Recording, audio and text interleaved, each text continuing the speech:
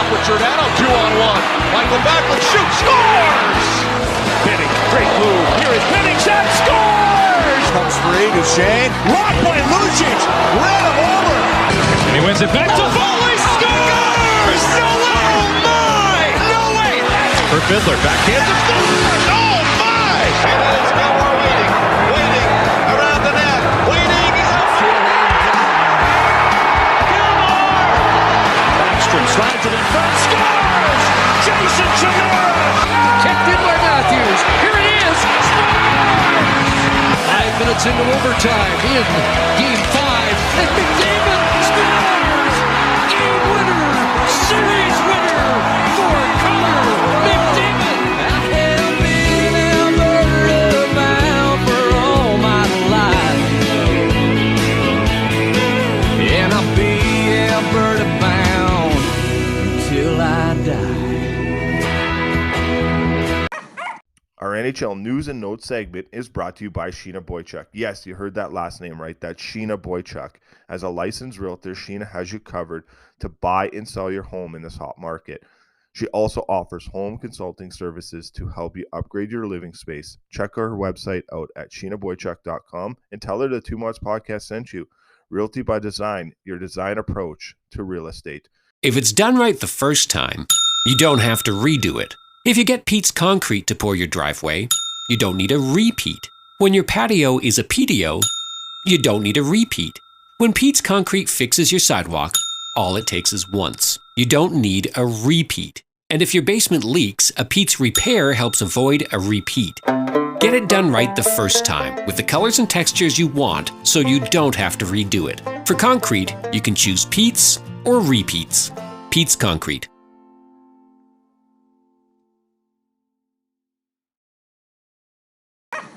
Welcome back to the Two Mutts podcast, presented by Pete's Concrete. I'm your host, Joshua Marshall. Tonight, we have just one special guest. He has been with us several times on the podcast. We will do our roundtable later this week, but we have Sonny Sekhon from the Brick Tournament and Free Play for Kids joining us very shortly here on the Two Mutts podcast. So we will get to that interview with Sonny real quick. A busy and fun week here at the Two Mutts podcast. We took some time off, and we had about 34 days off, and then did some interviews over the process of the last few weeks, and then just got back from Kitimat where I work. So I took 2 weeks off there of doing the podcast and just focused on work. Busy time as we are getting ready to ramp up that project, and that'll be a lot of fun as it gets going there. But yeah, we're just gearing back up. So Sonny will be joining us today. We have Chris Cuthbert from Hockey Night in Canada and Rogers Sportsnet joining us this week as well with Mike Fuda. And then we'll finish up the week with our roundtable with Clay Vanham and Brody McIntyre. So there'll be lots of great NHL stuff to cover with them. So there's a busy season as the hockey season is gearing up, and the race for the Stanley Cup playoffs is a lot of fun.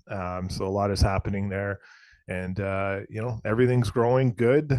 Women's hockey right now is growing as we speak. So a lot of good things to be focused on, and we'll have a good interview with Sonny here.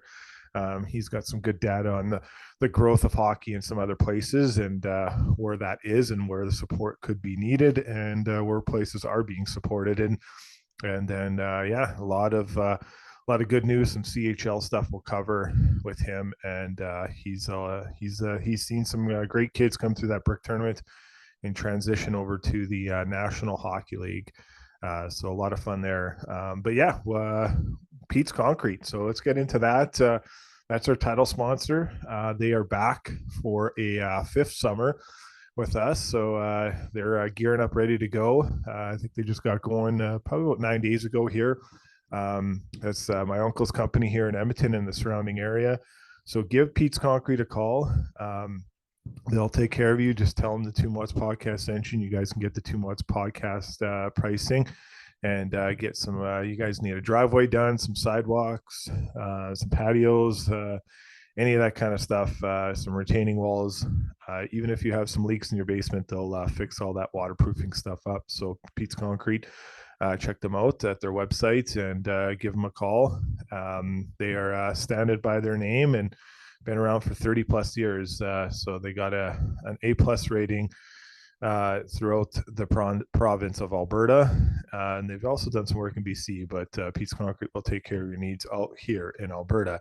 So thanks to Pete and his crew for joining us again here at the Two Mutts podcast. And talked about it before. BioSteel's back with us too. So you guys can check them out. We have a promo code up with them. So that's the Two Mutts podcast B1. That's the Two Mutts podcast B1, all capitals. And they'll get you 20% off your orders at biosteel.ca. So check them out. And Sheena Boychuk Real Estate will be still sponsoring our NHL News and Notes segment. And then, we got Shadified Salon and Barbershop for our Oilers report. We got Martaloo Barbershop in Calgary for a Flames report. So a lot of great there. And check out our buddy Gilbert Brulet's Airbnb in Roberts Creek, British Columbia, the Hideaway Creek. You can check them out on Instagram. Great place to go get some R&R and some relaxing. You and your girlfriend, or you and your wife, or just some friends want to do a getaway. It's a beautiful spot for sure. So check them out. All thanks to them for sponsoring us here at the Two Mutts podcast. Going pretty good. We're raring up. The playoffs will be a lot of fun. The race to getting in is going to be a lot of fun too. So a lot of great things to look forward to. And again, I'd like to say thanks to the hockey community, our fans, my family, and for that great support they've given me over these last few weeks here. It's been a challenging time, and then obviously trying to stick to my faith and believing in God and loving Jesus. And I know we do a little bit of that here on the pod. And so appreciate everyone kind of reaching out and posted something the other day on Facebook and Instagram. And when you read it, I guess maybe it looks like people are kind of worried that I was in the process of it's even tough to say this because this is how my dad passed away. But my father 25 years ago took his own life. So obviously that is very near and dear and sensitive to my heart. And I posted something, and a lot of people kind of took it in a way that I was in the process of doing that. And I've had some days before, not going to lie, those days have come, but I'm getting some good healing and getting some good help. I'm okay to talk about kind of my struggles and whatnot and pull the curtain a little bit back as best you can. Definitely not a perfect person. I've made some mistakes in my life and some things that I wish I could go back and fix, but things that have happened that have made me learn through my process. But you put God first in everything you do. And the one thing I have a tough time of being a Christian, it's tough saying it, again, I'll pull the curtain back on this, is I think there's some people out there that don't represent what God or Jesus would want. And I know that's tough to say. I could take some flack for this, but I've witnessed it firsthand in my life, especially recently. There is a church here in Edmonton, the House Church, not a good church to go to. Group of people, not a good group of people to deal with. I'll just be honest, at my dealings with them are awful. So I would never recommend people to go to that church. And that's just my opinion, that those are my beliefs and my beliefs only. I did find a good place other than that. And that's the Summit in Edmonton. And that's a good church to go to. That place has a lot of people that believe in the right process, believe in God, believe in Jesus. They're not out to hurt people.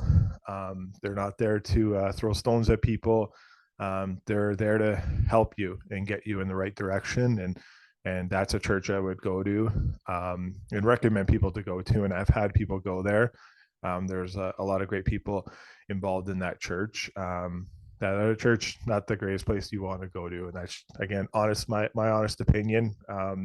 My experience firsthand, awful. So yeah, not a good place. And you look forward to helping and hoping that they can find their way in this process. But usually the Holy Spirit takes care of stuff like that for them, and it is what it is, and they are what they are.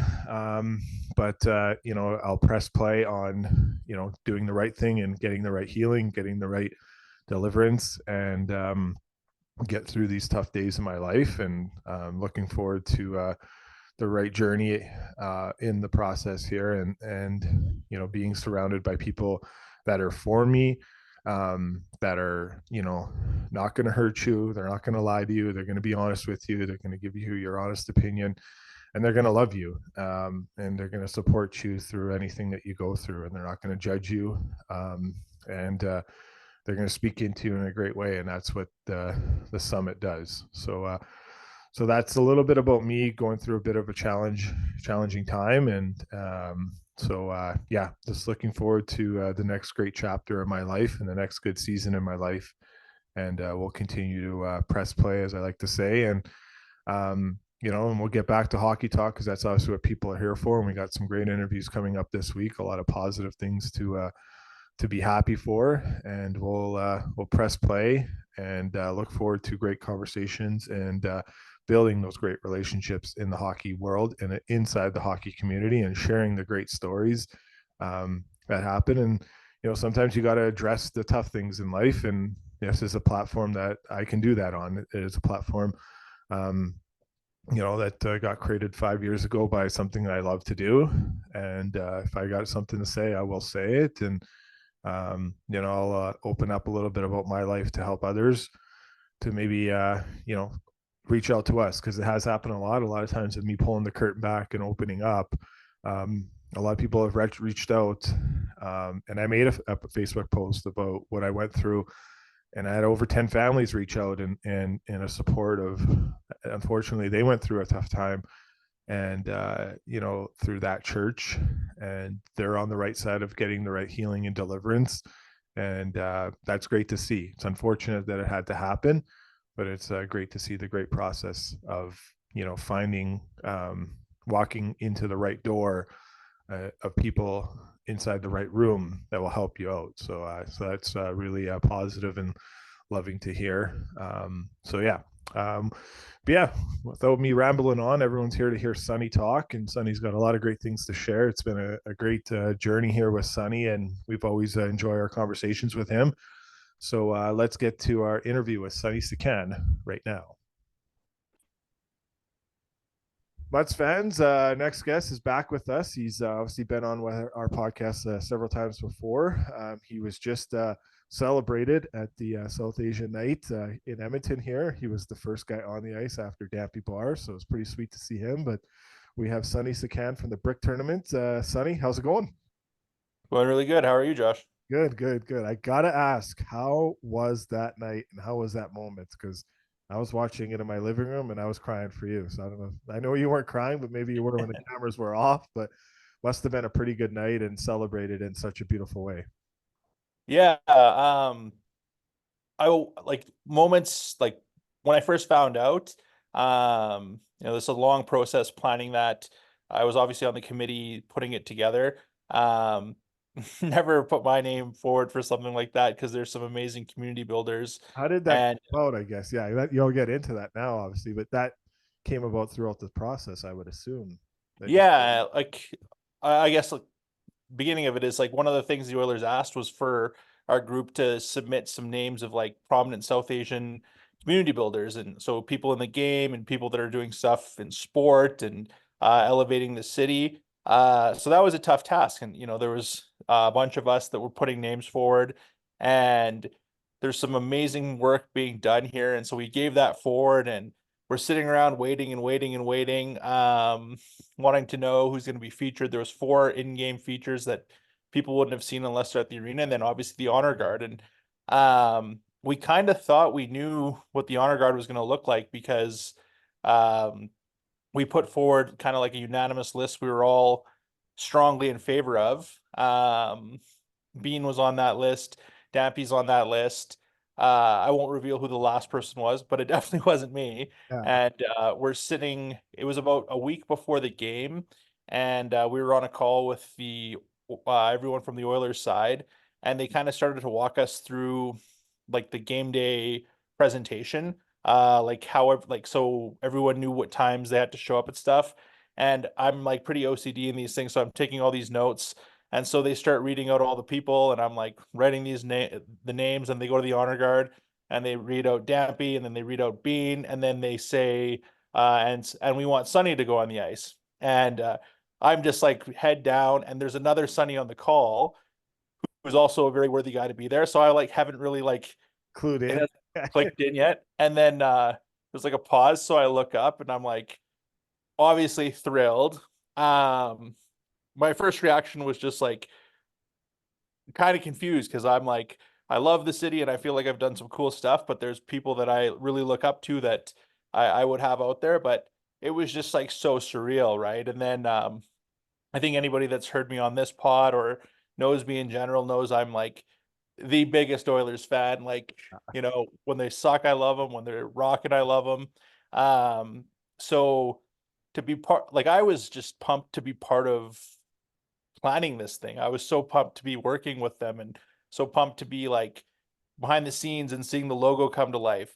Like truly it was like very surreal. And then so obviously when they said that, it was on another level. And then yeah, I'll never forget walking out. Like it was the coolest experience for sure. Like as a fan and as a fan of the game, just to be able to stand on the ice during the anthems and be on the ice with like a Draisaitl and a Nurse. And I know a couple of the boys, so you get a couple of funny looks and some like winks and smiles. So it was unreal. And it was Those being, guys must have been proud for you too, right? So the guys that yeah, the team. I hope so. It was proud or like surprised. I mean, like, I don't toot my horn with those guys very often, but like, yeah, Darnell knew I was involved obviously with free play a lot. And but yeah, I mean, it was unreal. I'm not gonna lie. It was super cool. And to share that moment with Bean and Dampy was awesome too. Obviously lots of battles with Dampy over the years Yeah. in ball hockey, and the stuff he's accomplished and is doing to grow the game is unreal. And Bean as well, right? Like Bean for the community and for the her wheelie community, as she calls it. It was just a very special moment. Yeah, I earlier in the day I ended up connecting with Dampy at Meadows Rink because the U15 double A's and triple A's were playing in the Alberta provincial tournament. So he was there to support Harmon B's kid there. So obviously they're related there. So we actually had a good conversation, and really good. And it was the first time meeting him. Obviously seen him and known him before and seen him play ball hockey. I never played against him, but definitely seen him play a lot. So it was a good conversation. So very well educated guy, and very very, very deserving for when he won the Willie O'Reeve Community Hero Awards back in I think it was 2020. So so obviously great things for him in that aspect. And great to see you guys all on there. And Sikander I played ball hockey with, so he was a guy that was featured. And then obviously Arjun played ice hockey with him. He actually came up to one of our skates before. I might have played ball hockey against him at some point too, but just two great people there, right? So yeah, I feel like we played you when we were the Walruses. I don't remember what team, but maybe yeah, Pretty Birds, yeah, something like that. yeah. Might have been there. But yeah, just great people in the ball hockey community. And it was really nice to see that. I actually saw Sikander's his acknowledgement on LinkedIn. So good to grow the game. And it was nice that I work closely with the Calgary Flames, so it was nice to see them kind of honor that later on in the month too. So a little bit interesting. A lot of the press row was very surprised by the amount of booze the mayor got. So that was pretty loud and it long too, right? So I think we were all kind of surprised in the press box about that one. So or not. Yeah, So I don't know if I would have been surprised. Like, truthfully, like when we were having discussions about people that should be featured, um, how like the first name out of almost everyone's mouth was Amarjeet Sohi, right? Like, Yeah. this is a guy that's been a public servant forever. He was a counselor, then he was, he was in Ottawa, and then now he's the mayor of the city. Tim Uppal's another guy who's been a prominent political figure for a long time from Edmonton. Um, but we kind of we approached it as though, like, first off, everybody knows those guys, right? Like, Yeah. what, like, rolling them out at an Oilers game, everyone there knows exactly who they are. You're not going to know anything about someone that's doing stuff quietly in the city.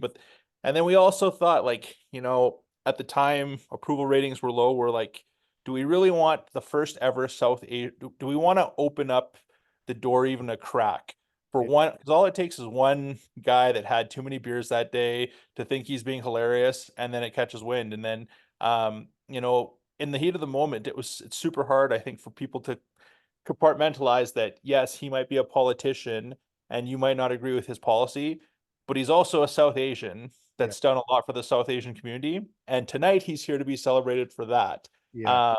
So I felt really bad for Mayor Jyoti Gondik, but like, I wasn't really surprised, to be honest. Yeah. And she's even less popular in Yeah. Calgary right now than Amarjeet is. I had read that they were like trying to like chase her out of office, I believe. So Yeah. just tough timing and a tough look, but Yeah, yeah, it definitely was. It caught me off guard because I did not be prepared. But I don't live in Calgary. I just commute there to the games back and forth. So it's so I wasn't as up to date. And again, with politics, like kind of like Elliot Friedman says, like it's tough to get into all that debate at times. And for sure. it's you kind of got to stick in your lane. And if I don't know much about it, I don't feel comfortable talking about it in that. And I don't watch the news. I watch hockey and I listen to podcasts and and I go to hockey games. That's kind of my wheelhouse. But I thought it was great. It was well deserved. I know it's been a long time coming. The logos for, I think, both organizations, the Flames, what they did with theirs, and the Oilers, what they did with theirs, were on point. They're beautiful. They're great. I think the buildup leading up to the day, I think the night was amazing. So, and it obviously capped off with a big win over I think they played Buffalo, right, that night too. Yeah. So, yeah. Yeah. So that was just really good to see that. But anything more on that night that meant a lot to you? Like, was it good to kind of connect with some of the people? Like, there's some people you never met before that was great to meet too. Yeah, so Bean was the first person. That was the first time I met her. Obviously, I was very familiar with her work and her career and her accident. For people that don't know, she essentially got sick about a decade and a half ago, and the infection, she ended up paralyzed from the waist down. And so she's turned this absolute tragedy into like the most positive outlook and perspective. And like, even that night she was joking about how she gets to be on the ice because of this. Like, and she started a clinic to work with other paralyzed people, and she's a champion for those with disabilities and etiquette. And yeah, so that was awesome. The biggest takeaway for me the night of was just like, I've spoken at length about how I think the Oilers have always kind of been leaders in like equity, diversity, and inclusion, from like the rosters they've iced to the people that they have in different positions.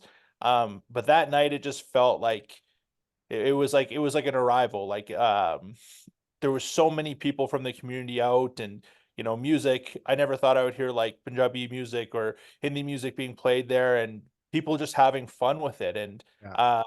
and that was what was the best part, was just seeing that it wasn't just the South Asian community that was having fun. It was everybody was having fun. And so that was really all we wanted. Is like, it wasn't the intention of the night is like, you see the comments on social media, and no matter what you do and no matter how well you do it, you're going to get the person that's like, well, where's Christian night or Catholic night or Jewish night? And like, it's like, I get the point, I get the sentiment, but the night wasn't about like trying to like force feed my culture or your culture. It was about, there's a large population in Edmonton that loves the team, and we just want to celebrate it. you know, and like you take, like, if you want to jump in and dance, great. If you want to order one of the food items, absolutely. Yeah. If you just want to sit here and watch the game and leave, no problem. It was really awesome, and it was just fun to be a part of. So I'm excited. I hope it happens. I'm confident it's happening again. I hope I get asked to help again. And yeah, it was amazing. So where are you at? That's beautiful, very beautiful. Obviously, the part of the conversation leading into tonight and is obviously, and I've had this conversation with others in the past too. Is there's such a big appetite because there's so many people from India, and it covers a big part of the world.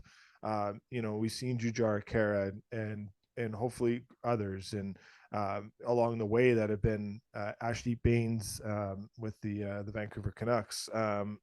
Just there's so many great players that can play this game, and then at the cost of it. You've done some digging, Sonny. Can you kind of elaborate on all the research that you've done? Obviously we know hockey's not a cheap sport to play. So is there ways that we can bring those costs down? But where are we at here, and how you think we could see more in the game?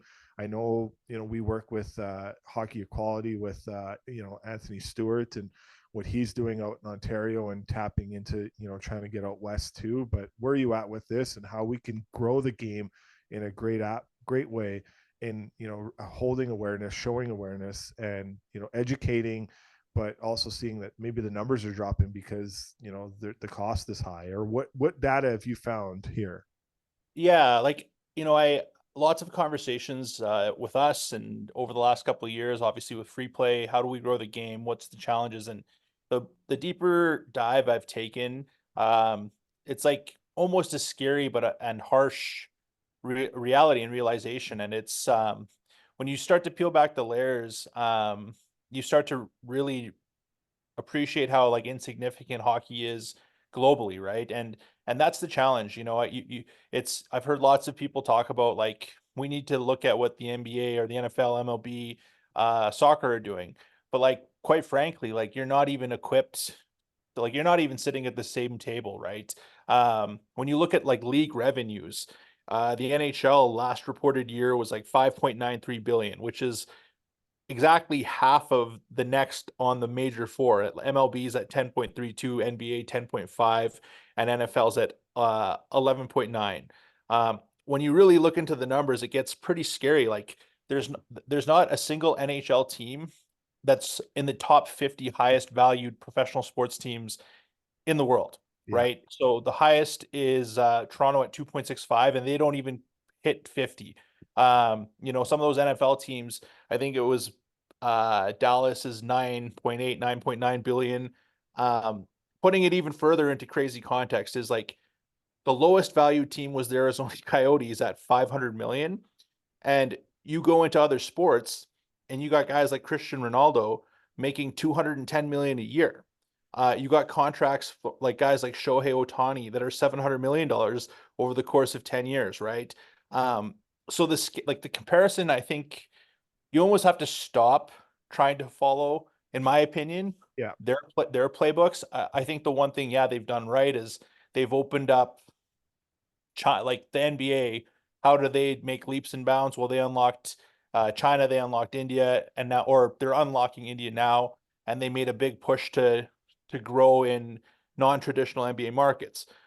Hockey, it's not so simple. It's not so cut and dry, right? Like, you need ice, right? Like, to play ice hockey and to become a fan of the NHL, like, it's not like you can just pop down to Brazil and say, hey, let's build a bunch of ODRs. Now, you can do ball hockey and hope that ball hockey then can translate into ice hockey, but you still need that infrastructure. So if ball hockey doesn't take off, it doesn't make any sense to put up a rink.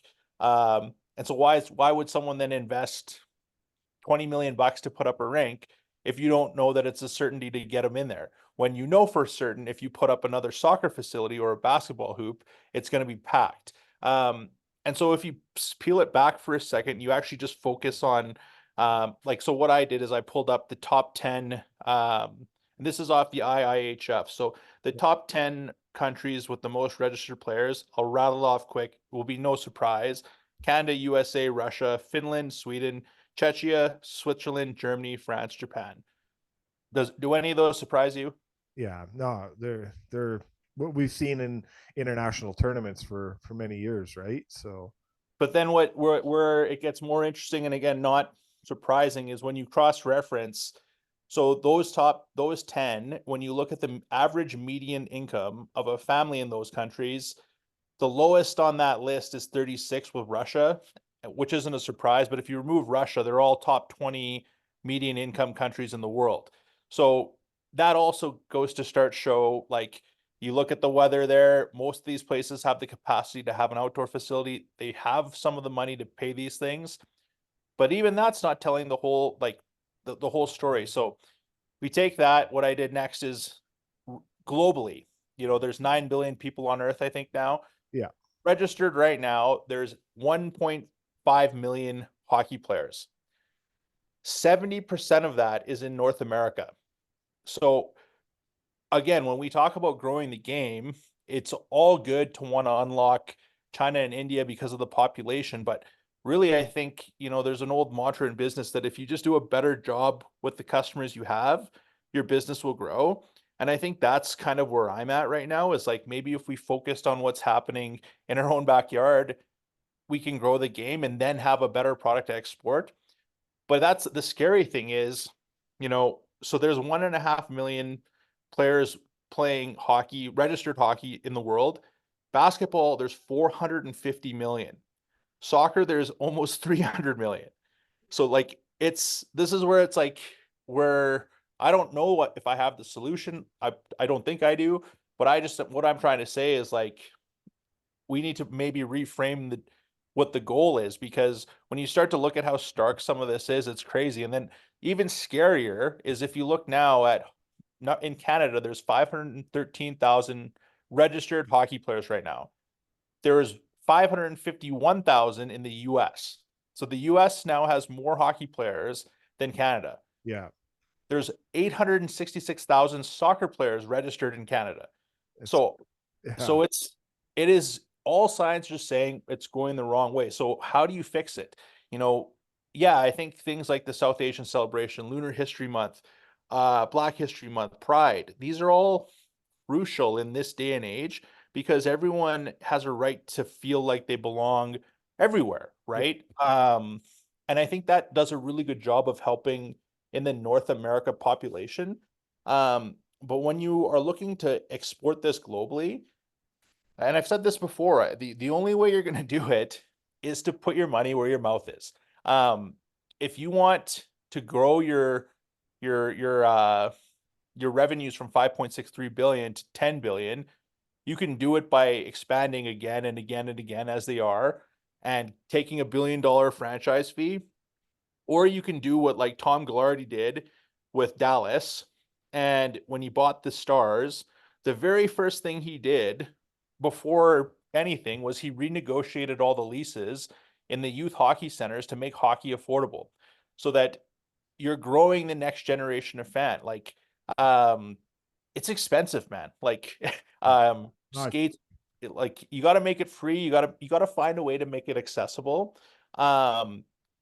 Because the thing that soccer and basketball have over hockey is you just walk out anywhere and play, right? So that's what I wanted to share, is like, I think all of these nights are awesome, and happy that they're happening, more so that people in Canada and the US feel like hockey is for them, and that will have effects for sure. But I think until you can figure out a solution to ice time, cost, and find a way to export this globally, you're not going to really grow. Yeah. And then if the next phase to that is, because obviously, yes, you can play street hockey and ball hockey, but if you don't have systems and programs in place that can take kids in Punjab, India, that are playing field hockey, street hockey, and inline hockey, and have a knack for shooting a ball with a stick, essentially, if you don't have a way for them to now get to the ice, it's not going to grow, because it's, quite frankly, it's not the same, right? Like, we've both played the highest levels of ball hockey, and it's not the same as ice hockey, right? It isn't. Yeah. Yeah.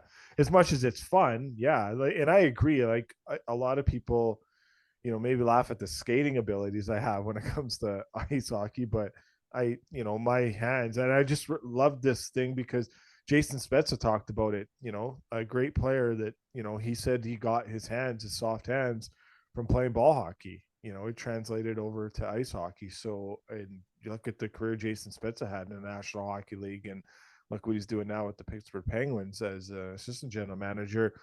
But, but in, but there's ways they got to grow it more. And I agree. Like, there's a lot of conversations I've had over the last several years, and Lolly's talked about this too from Apna Hockey, is like, do you think maybe the break could change when we have a South Asian owner of a National Hockey League team, or where are you at with that? Like, how is that something that could happen? Because you talked about Tom Ghilardi and what he did, and and he's a great businessman. I know he owns a lot of hotels and restaurants too, but the owner of the Dallas Stars. But is there, if you could pick one thing to change it, obviously the cost would come down, but is there procedures in place that you think that can be put in sooner rather than later so we could see the numbers increase for, minorities, but also growing the game in the South Asian League? Because I think the NHL is getting better. I wish more teams did it. I know the LA Kings do it a lot and they promote this a lot. Now we're seeing it with the Oilers and Flames, and it's not going to be a one-time thing. But where are you at? I know a long-winded question, but No, and there's good points in all of it. Like, I think, like, first, would a South Asian NHL owner change? I don't know. Like, there's a partial owner in Vegas that is South Asian, the Nidger family. If they owned it exclusively, maybe. But then, I mean, there's South Asians that own other pro sports teams, right? Like, there's South Asian families that own teams in UEFA in soccer. And that's been for the better part of a decade. And in India, who has 1.4 billion people, still can't qualify for FIFA, right? So by that logic, I don't know. I don't know if I buy it, right? Like, it's certainly not going to help. It's not going to hurt it. And maybe with an owner that's fully South Asian, they would invest in more of these grassroots programs. But I think at the end of the day, I think the owners that see the long-term payoff, like Tom Ghilardi did, in investing in grassroots hockey, sure, call it what it, like, you're growing your next generation of fans, right? Because if my son and your kids decide that they live, if they're in Texas, which is not hockey country, yeah. but they've decided that they like Jake or Ottinger and Heiskanen and they want to play hockey, guess what? That means mom and dad are going to be fans now by osmosis, but it takes that long-term investment. That's more where I think it has to happen. Yeah, I don't know. I think Vegas, I think it was yesterday, they announced that with the Hockey Impact Fund, that they're building a ball hockey like facility outdoors in Vegas, that they're going to staff, I think, 5 times a year with players for, I think, 3 or 4 years. I think things like that will have an impact. Because in Vegas, there probably only is a handful of hockey rinks. And so having something like that where you just show up and you need a stick and runners, and you get to meet a pro, they then have the infrastructure in place that if you are showing that you're an exceptional ball hockey player, but you want to try, you have that pathway.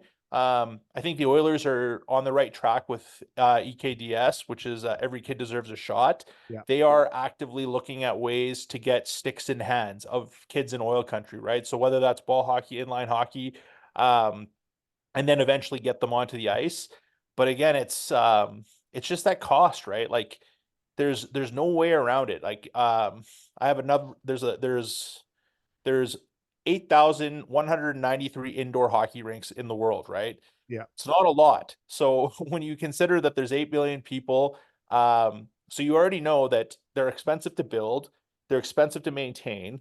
And even in a city of like Edmonton, where there's tons and tons of facilities, there's not enough in certain hubs. So it's just so expensive, right? And to me, unless you find a way to really, really reduce that cost, that's what's going to limit the popularity. It's the game has its other problems, as you mentioned.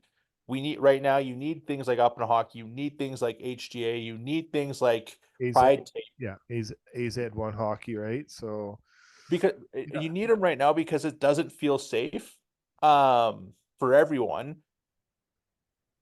Eventually, I would love to see those things go away, but I don't see it happening until more and more and more people join. Yeah. And I still think the biggest barrier is just how expensive it is. Yeah, it does seem that's the situation. Like, there's a guy I work with, and we were talking about it at work the other day. Like, he came over to this country, and his kid, that's what his kid wanted to play, and he didn't know the cost, and then he's just like, oh, that's the cost. Yeah, well, here's a soccer ball instead, right? It's so he's still playing sports, but not playing the sport his son really wanted to play. He can play ball hockey, like you say. It's it's a runner's a stick, and obviously a pair of gloves. And that. So obviously, hopefully, the situation gets better in that, and with the economy going up and everything going up, there might not be a lot of hope that changes, but we'll see where it goes from there. Is there anything else you want to touch on that topic before we move on to some NHL stuff and some CHL stuff, Sonny? No, I think just all those owners and coaches and people that they gotta find ways to help us lower the costs so that more kids are playing. But yeah, I know. Yeah. Yeah. Perfect. All right. Well, let's move over to some CHL stuff. And a kid that you saw very close up in front at the Brick tournament, and that's Landon Dupont. Got the exceptional status, first defenseman in the CHL or WHL, and second player in the WHL to do that. So he's the first defenseman, but also the second player. Obviously, Connor Bernard in 2020 was the first player in the WHL, the ninth player in total. To get exceptional status.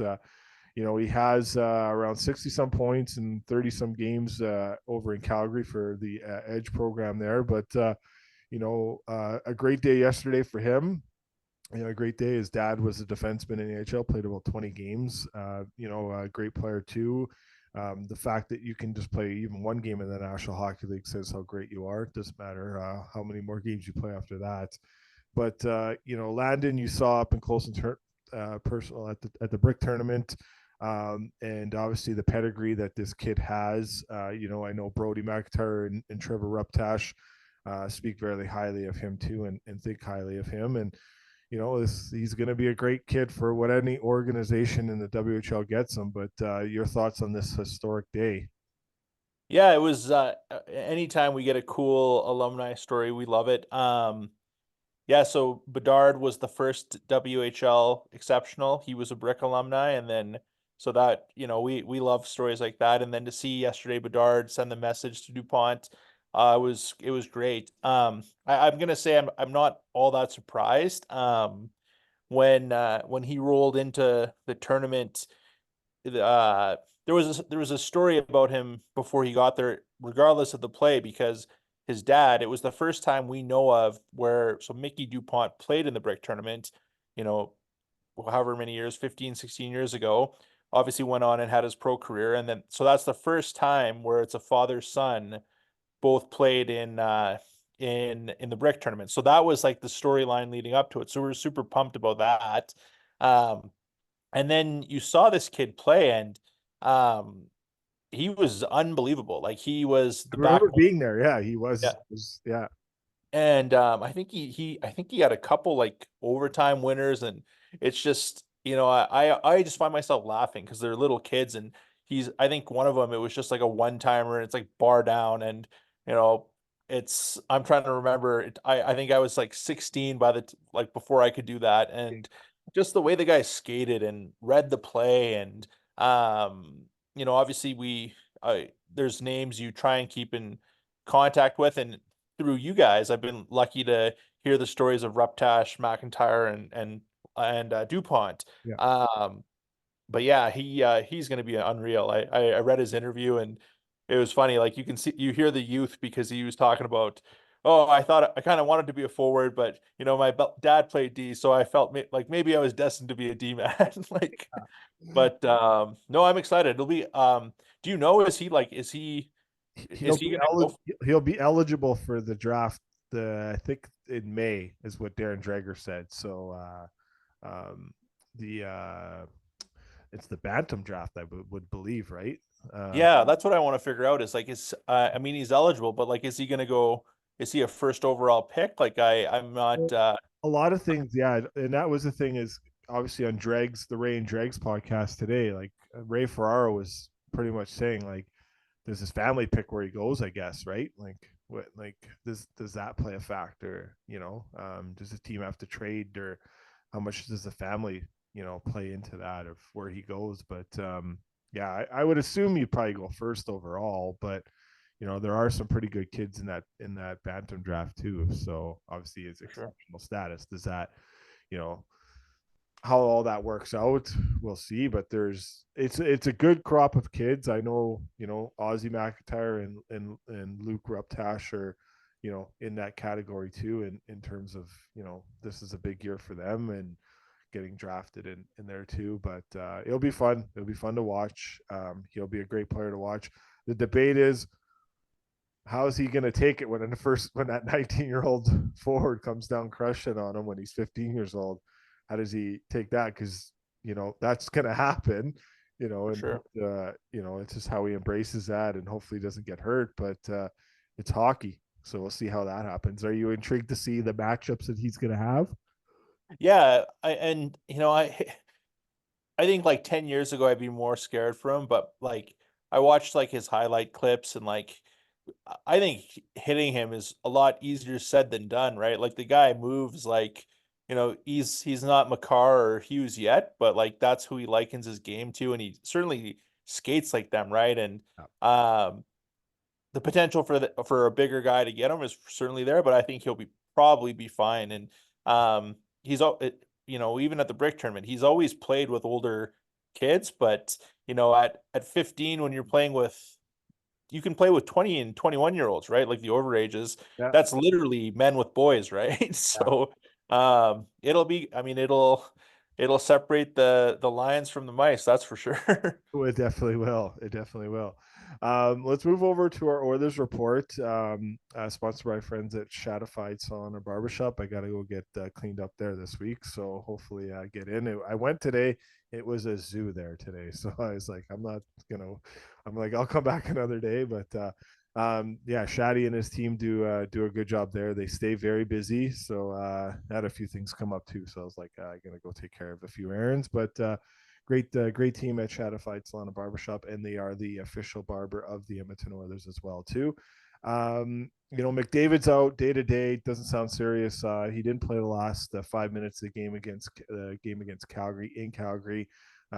Looks like he's nursing some kind of injury, a new injury, but I don't think it'll be anything crazy. But where are you at with the Oilers play here, and who do you see them or want to see them match up in the first round of the playoffs? Like, are you worried about Vegas? Because there's already reports coming out that Stone's going to be ready for game one. So, and Thomas Hertl just returned last night. So, the uproar will be pretty loud if you do see Mark Stone on the ice for game one of the Stanley Cup playoffs. I would assume, like it was last year, but that's just the way the CBA works, and they're benefiting from it. But would you rather play the LA Kings, or it doesn't really matter? You just play the best and then hope for the best, kind of thing.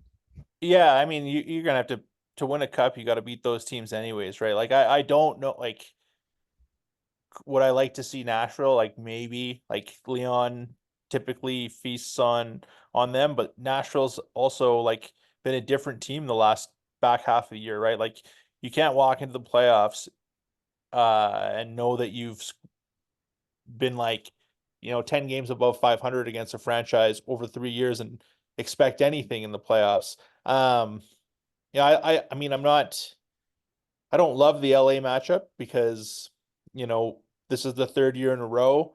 I feel like they will do anything in their power to win that series. And so will Edmonton. I don't love Vegas either. And I know they're not breaking any rules, but it is incredibly frustrating when, the same thing seems to happen every year with a franchise. They find ways to play within the rules, but are they though? This was the first time. This was the first year I felt there was such an outcry from like the media and even like Biz and Witt were like, this is bullshit. Like they typically don't care. Yeah. But I don't know how you fix that. And 22.5 million over the cap right now, right? So which is insane, right? And yeah, I think either way, either series is going to be super tough. But I mean, I'm also confident in their. I liked that they got smacked around by Dallas. Like, I never like seeing them lose, but that's a team that's playing to their record and that's a contender, and we're supposed to be, and they just got slapped around. And the way Ekholm's been playing, the way Skinner's been playing, Kane kind of starting to heat up. Brown, heating up a little bit. I like the Holloway call up. But again, it's the playoffs. We could be out in the first round against LA. You could be out in the first round against Vegas. You could, yeah. I don't know, Josh. That's I'm standing on the fence with it. I don't know which one I would rather play, but yeah, LA seems different than the last couple of years. Like obviously 2 years ago they took Oilers to Game 7 and they didn't have Drew Doughty or Victor Arvidsson. You know, following year, I'm not a big like it's tough to say because I'm the guy that will I'll argue it to a point when someone says, oh, okay, look at this guy and he's not National Hockey League. Like, but Jonas Corposalo, like he had a rough go. The Oilers got to him later in that series.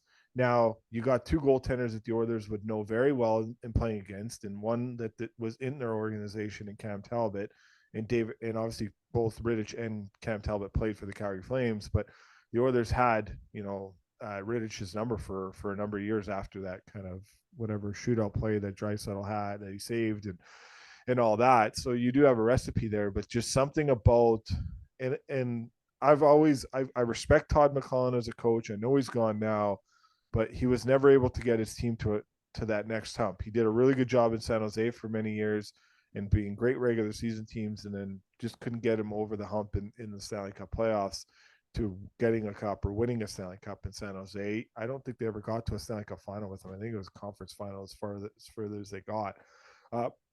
They did go to a Stanley Cup final, but that was with Pete DeBoer. So I don't know. I'm not. It's tough to say because I think if the Olympics would start today, your friend and Skinner would be the starting goaltender for Team Canada. So I definitely think the Oilers. I'm not too worried about the goaltending position. Maybe it's more way things work out on the back end.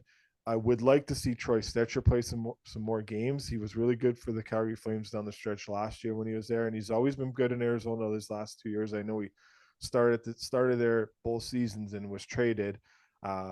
So he's got some pedigree there too. I know he's a smaller defenseman, but he can play. So we'll see what happens. Like, you're right. Anything could happen. I think, some of these teams are going to go into the playoffs. The regular season is going to be done, and 10 days after the playoffs, they're going to be eliminated, and we're going to be like, well, what just happened? For sure. Like you waste. It's not only wasted, but you invested all this time into the season, and then these teams just have this. You just played two good teams, and now you could pick the playoff format. Isn't really what it should be, or is it? But I think I'll go on this with Jeff Merrick. I love round one because you get the best of the best right off the top, and these teams aren't beat up. Now, these are Stanley Cup finals in the first round. Would you rather have that in the first round or in the third round where some of the teams are beat up by the time they get to the third round? So that usually the first round is the best, and it's the funnest for sure in that aspect. But I look at Dallas. I don't really see the Oilers beating Dallas in a 7-game series if they were to get that far. But if they get that far, that means they would have gotten to a conference final. You would hope a repeat performance like you did a couple years ago against Colorado where you got swept. But you definitely feel like it's cup or bust because if you get eliminated in the first round all summer from that point forward up till July 1st, the biggest conversation in this city is going to be, is Leon Draisaitl going to resign? He has the 1 year left in his deal. Does he play that year out like a kind of like a William Nylander situation where maybe he resigns halfway through the year? Or does he sign July 1st, or does he wait? Who knows? Like a first round exit could be very disappointing, knowing that the thing is, like, and I'm a big Bob Stauffer guy. Like, I think highly of Bob Stauffer, and I'll tell this to Bob, and I've told this to Bob before. One thing I don't like is a lot of the since this or since that. Like, I'm not really a big fan of like, since this date, this team, the Oilers are the best at this, or since this date, this player is the best at this. I'm all about a full season, 82 games, consistency all the way through. Now, the Oilers pretty much have been a really good team most of the year. I agree with that. November 13th was the shift when they fired Jay Woodcroft and Chris Knobloch's come in. I'll give Chris Knobloch his credit, but I do think playoffs are a different animal, not only for the players, but for the coaches, because there's so many different mind games that go on. There's so many different things that go on. You're in a full series. There's so much adjustment, and it's easier to make adjustments in a series than it is when it's a one game, just you're playing a 60-minute game. And, I don't know. Jim Hiller is finally getting his opportunity in LA, and we've seen what Bruce Cassidy can do in Vegas and winning a Stanley Cup. And I don't know if Edmonton wants any part of the Vegas Golden Knights, especially if they get Stone back and get all their players back. And William Carrier is another great player for them. He's one of the misfits, and he's hurt, but if he can come back healthy, there's some good guys there too. Waz hurt. If he gets back, Pietrangelo has the flu, so we'll see if he gets back into the lineup. But a lot there. I don't know. There's so much to chew on, right? And it's go ahead, Sonny. Yeah, I know I rambled. No. The one thing though, like I loved Woodcroft. I loved Manson, and they did a great job. A conference final, and then the start of this year, how it went. But the one thing I always felt like they were slow to react, right? Like the only thing that they would go to is like load up Leon and Connor, but the other micro adjustments, like maybe changing the structure, changing this, it didn't ever really seem to happen until it was too late. Mm-hmm. And you go back to like that Vegas series last year, it's like they went to that zone defense, got their frickin' like teeth pushed in. Like, why not change back like quickly? And that's one thing that I feel like Knobloch and Coffee are much more aggressive in changing. Like, never, like, they don't want to lose a close game to Calgary like this past weekend, never mind a series. So I feel like, and I'm not saying that I think one is a better coach than the other. It's just one person's style is, and it's not a panic button. It's they're going to change and they're going to try things differently a little bit quicker. But even with that, like, they're all so well coached. Yeah, at the end of the day, it's I think the Oilers have the horses to do it. I think, again, I like, someone told me the other day that, all right, maybe it was a tweet, that Ekholm's playing as close to Chris Pronger, or like as dominant a defenseman as the Oilers have had since Chris Pronger when we went on that cup run. And Yeah. I don't know if he's in the same category yet, but if he can play like that with Bush and everybody else on the D-corps can elevate, I don't dislike our chances. But again, you're running into a team that you're running into a $135 million team that's coached by one of the top coaches in the league. I personally think LA is a weaker team on paper this year than last. Like, everyone got so excited for them to get Dubois, and I think Dubois got all the tools to be good, but I don't know. I think if Byfield hadn't taken the step forward that he did, I don't even think the Kings are a playoff team, like, yeah.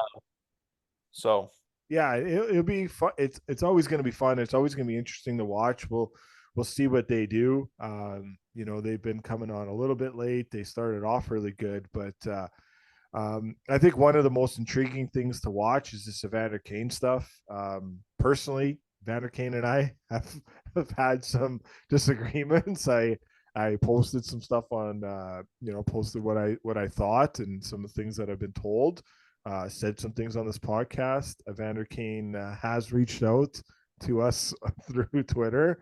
So it was kind of interesting to see, and did not like some of the things we said, didn't like what was said on Spit and Chicklets and other platforms. And 3 times this year, twice with Draisaitl and now one with Kane, about the beef on the bench. Now, most people, I'll go to the players that played in the NHL. guys like Ray Ferraro and others, and they just say it's part of the game, just like it would be a part of the game for us in our ball hockey days where we got a disagreement. So I'll conceive to them because they're the guys that play the game at that level too, and I do agree that you could have disagreements on the bench, but just something there.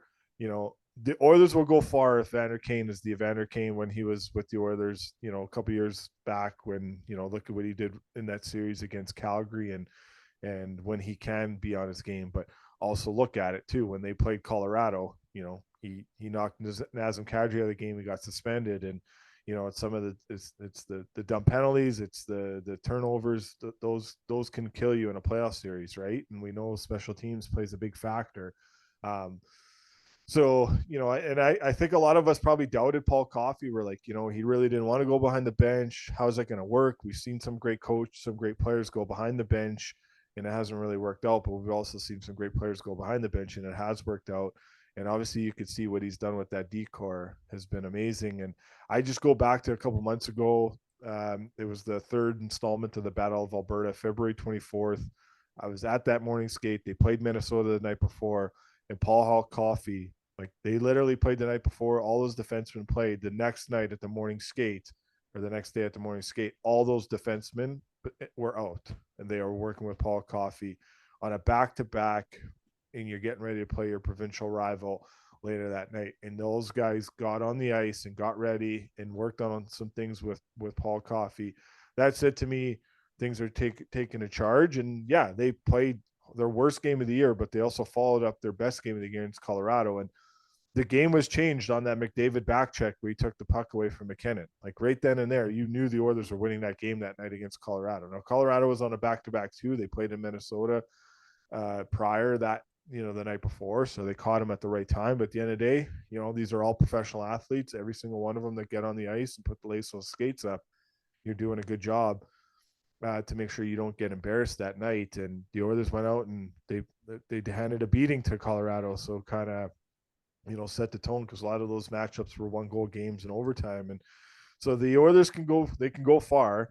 And I think the bigger conversation is maybe we just don't give these Canadian teams enough credit because it's the stigma of 30 plus years of not winning a Stanley Cup. So maybe we just conceive to being like, okay, well, they're just not going to do it because they haven't done it for so long. So maybe we just don't give any of them enough credit. But, the four that are making it into the playoffs this year, each one of them have a case to go far, so regardless of what happens, but it's going to be goaltending at the end of the day that's going to take you. And then it's special teams after. And Toronto's biggest kryptonite for the last 8 years in the playoffs, 7 years in the playoffs, their power play has been horrendous in the playoffs, and their goaltending hasn't really kept them up to it. When you keep going down to your third and fourth string goaltender in playoff series, that's not a good thing. So it's not. Now the Leafs have, 3 goaltenders that have played 20 plus games this year, and then there's the Matt Murray that's going to return this week, but he hasn't played all year, so he's probably going to get a conditioning stint. But you got Martin Jones who's got one Stanley Cup, and you got Matt Murray who's got 2 with Toronto. But the Oilers, it's tough to count them out too. Like they have the horses, they have the power, but the one thing I think we keep hearing is there's no consistent lines.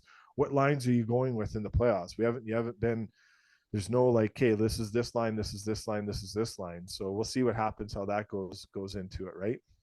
For sure. And Vancouver, like if I think Vancouver is going to go as far as Demko, and he's still out and coming back, and Winnipeg is like a sleeper to me too, right? Like they got kind of that perfect balance. Hellebuck can probably steal a series. But yeah, I mean, it'll be interesting. Yeah. I don't know. The only thing I would touch on that is like Kane plays that game where he walks that line, right? And it's a very thin line, overdoing it, like going certainly in the playoffs. I think some of the stuff he got called for isn't called for. But I don't know. I love the intensity. 5 years ago, I don't think that the room, and this, I don't want to sound like I'm being critical of like the leadership squad, but I don't know if 5 years ago they were equipped to handle someone like Evander Kane. But now a Connor or a Leon, if they had to, would tell him where to go. And then you look at who else is in the room. Like you've got Nurse and you got Ekholm, you got Perry. You know, you'll have. I'm assuming they'll have Gagne up. Like you've got veterans that ultimately just want to win. That I think will rein in any of that stuff. But I don't know. I saw an F1 thing today about, and it's old, but it was a clip about Lewis Hamilton called Verstappen a dickhead, and I'm sure a lot gets said on those things because everyone can hear the radio broadcast. Yep. And Sebastian Vettel comes to his defense, and it's just like, what do you think that like we're driving 300 miles an hour, you get cut off, you think we're gonna say like just the nicest things? Like in the No. heat of the moment in the sport, it's like you guys are trying to make it into a bigger story than we are. We've already moved on, and I feel like that's probably what happened with those two. Yeah. Because it's like, I mean, I don't know Perry, I don't know Kane either, but like I think we all know the reputations around him, and like that's one of those brick wall, immovable object meeting an unstoppable force, right? Like no one's gonna win that argument. I'd love to listen to it. Yeah. And I agree with that because like the way I look at it is like I bet you at some point this year, you know, it's not like Perry's been with the team all year, but at some point you would have felt like, you know, Connor and Leon would have said, okay, you've won the cups, you've won everything in your career, Perry, but for us to win, we need that guy to be a force. You got to help us get him to where he's going to get to. And you could tell there's some great bond. Like some of the interviews they talk, like you could tell Corey Perry and Kane like each other. Like obviously I'm not saying that they would hate each other, but you want the best out of the player, right? And I think that's like we all know that either Kane's going to help the team or he's going to hurt the team. Now, if they get eliminated in the first round, that's not all on him, you know, depending on if he costs the team in a really bad way, or he gets caught with a 5-minute major or something like that, and you know that changes the series because we've seen stuff like that happen. But you know, it's walking that fine line. But yeah, at the end of the day, my thing is Vander Kane is the modern era of Days of Our Lives. It's always an interesting story with him. There's always something going on. Even his interview on Monday with Ryan Rashog and Reed Wilkins, you know, it's you guys got to start rating me a check for writing things about me. It's like, okay, well, you're the one that does that. You create your own story in my mind. Like the media, yes, brings it up, but they're not going to bring up things that they don't need to bring up. And I think the best interview at the end of the game on Saturday was Derek Ryan in a positive light of being like putting Mark Spector in his place in a way of, you know, being like, you know, like that penalty we drew as a fourth line got us the power play that also won us the game. And it's just things like that. Like you don't have to be a fourth line guy that scores 20 goals every night. It helps, but there's also smaller things that the fourth line guys do that help the team that maybe the media doesn't see. And, you know, I think most media members here are pretty educated for the most part. Maybe some aren't, but, you know, I think all fans can understand which ones, you know, probably the players like and players don't like. Yeah. But I've loved Derek Ryan's I love that one. He's like that guy's a future coach for sure. Yeah. The one earlier in the year, like, and I don't know if he was pushing back at Spector. I would bet on it. Yeah. But he basically went right at him, being like, yeah, like he's a hell of like McLeod's a hell of a player. He's gonna score like, you know, and now imagine being Ryan McLeod and being young and having to read the stuff you're writing about him, and then him playing through and proving you wrong. I was just like, good for this guy. Exactly.